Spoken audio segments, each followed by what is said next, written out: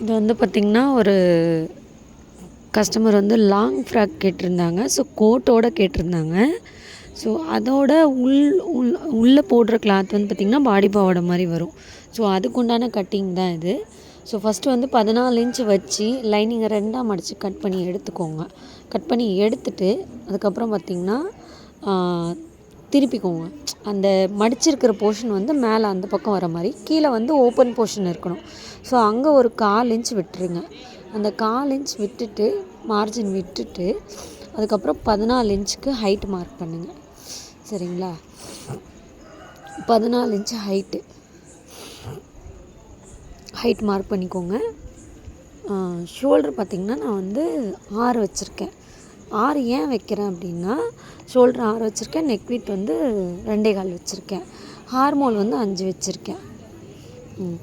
இப்போ வந்து பாடி loose neck அளவு வந்து 4 இன்ச் வச்சுருக்கேன். இப்போது 4 இன்ச்சுக்கு மேலே வரும்போது ஷோல்டர் அளவு கொஞ்சம் அகல வச்சிங்கன்னா உங்களுக்கு வந்து பார்த்திங்கன்னா, ஏன்னா ஸ்லீவ் வைக்கல, இந்த இந்த இந்த ட்ரெஸ்ஸில் வந்து ஸ்லீவ் வந்து அட்டாச் பண்ணல. ஸோ அதனால் ஸ்லீவ் இல்லாமல் தைக்கிறதுனால ஷோல்டரோட அகலம் அதிகமாக வைக்கிறேன்.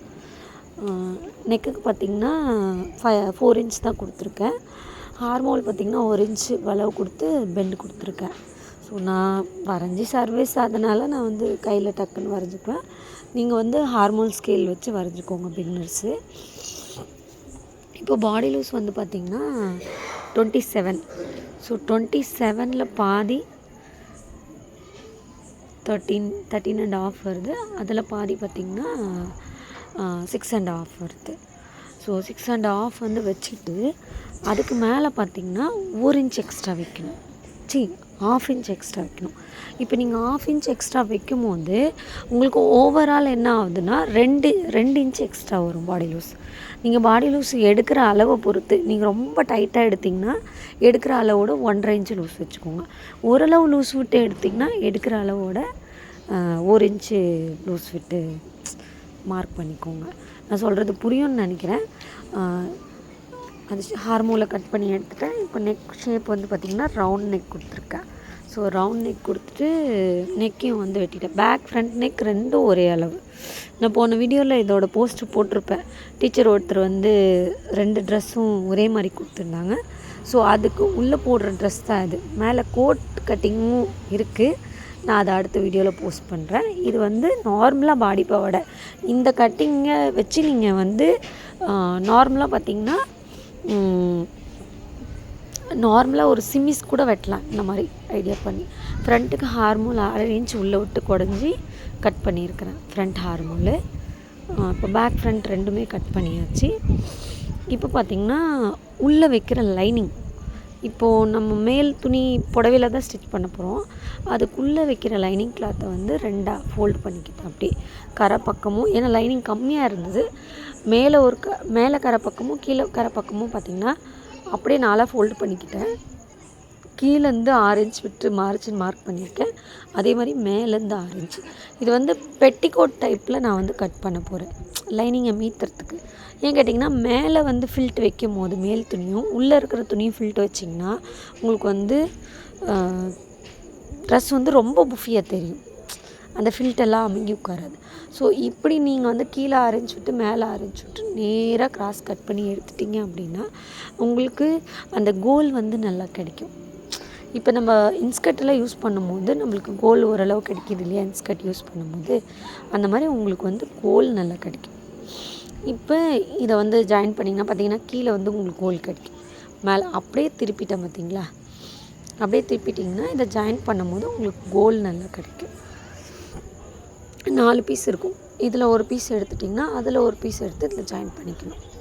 ஸோ தனித்தனியாக நீங்கள் பேக் ஃப்ரண்ட்டுக்கு கொடுக்கும்போது ஒரு பார்ட்டுக்கு இந்த பீஸும், 2வது பேக் சைடுக்கு இந்த பீஸ் இப்போ எடுத்து வைக்கிறோம் பாருங்கள், ஜாயின் பண்ணிக்கலாம். இப்போ நம்ம ஓவராலாக ரவுண்டாக தான் கொடுக்க போகிறோம். சரிங்களா? 2 சைடுக்குமே, இது ஃப்ரண்ட்டுக்கு அது பேக்குக்கு. இப்போ இதையும் எடுத்து வச்சிட்டோம். இப்போ அடுத்து வந்து சாரியோட கிளாத்தை கட் பண்ண போகிறோம். ஸோ இது ஒரு ஃப்ரண்ட் போர்ஷனுக்கு, இது பேக் போர்ஷனுக்கு. இப்போ சாரியோட கிளாத்தில் கட் பண்ண போகிறோம்.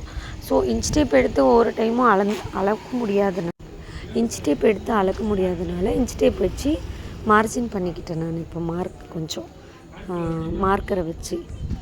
ஸோ இப்போ வந்து சாரியில் வந்து 3 மீட்ரு தனியாக கட் பண்ணி எடுத்துட்டேன். 3 மீட்ரு கட் பண்ணி எடுத்துட்டு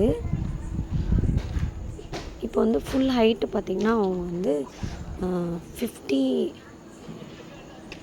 50 சொல்லியிருந்தாங்க. ஸோ அதுலேருந்து மேலே பார்த்திங்கன்னா 14 இன்ச்சஸ் கம்மி பண்ணி அதை கட் பண்ணி எடுக்கிறேன்.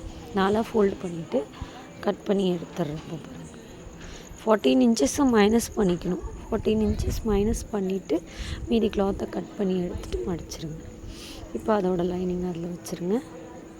ஸோ எடுத்து தைக்கும் போது உங்களுக்கு ஈஸியாக இருக்கும். அடுத்து செஸ்ட் போர்ஷனுக்கும் கிளாத் கட் பண்ணி வச்சுருந்தேன்.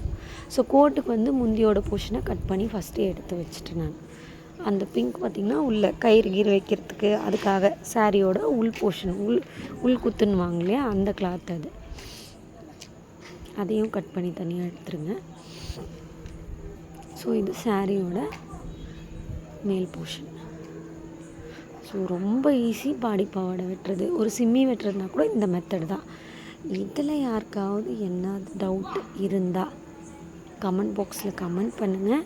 கண்டிப்பாக நான் திருப்பியும் அதுக்கு என்ன ஒரு டவுட் இருந்தாலும் அதுக்கு நான் ஆன்சர் பண்ணுறேன். சரிங்களா? இந்த வீடியோ பார்க்கும்போதோ இதில் ஏதாவது டவுட் இருந்தால் கண்டிப்பாக கமெண்ட் பாக்ஸில் கமெண்ட் பண்ணுங்கள்.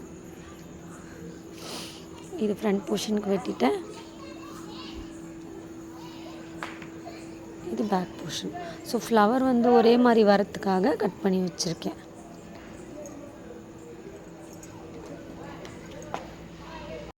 இந்த ஃப்ளவரை பார்த்து வெட்டணும். எப்பயுமே கட் பண்ணும்போது ஃப்ளவரை பார்த்து தான் கட் பண்ணணும். ஓகேங்களா?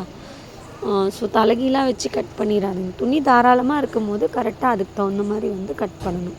அதுவும் சாரியெல்லாம் கொடுக்கும்போது அதை பார்த்து தான் கட் பண்ணணும். அதான் அடுத்து ஸ்டிச்சிங் வீடியோ எடுத்திருக்கேன். அடுத்த வீடியோவில் ஸ்டிச்சிங் வீடியோ போடுறேன். இந்த வீடியோ எடுத்து 4-5 நாள் ஆகுது. பட் என்னால் போஸ்ட் பண்ண முடியல. கட் பண்ணுறது கிட்டத்தட்ட ஒரு 3 மினிட்ஸு 4 மினிட்ஸில் கட் பண்ணிடலாம். பட் ஆனால் இதை வீடியோ பிடிச்சி அதை எடிட் பண்ணி அதுக்கு வாய்ஸ் கொடுக்கறது ரொம்ப கஷ்டம். ரொம்ப லேட் ஆகுது. சரிங்களா? இதுக்கு ஸ்லீவ் கிடையாது. அந்த மிச்ச துணி வந்து நீங்கள் ஊக்ஸ் பட்டி ஐப்பட்டிக்கு யூஸ் பண்ணிக்கலாம். ஸோ அடுத்த வீடியோவில் உங்களை மீட் பண்ணுறேன். தேங்க்யூ.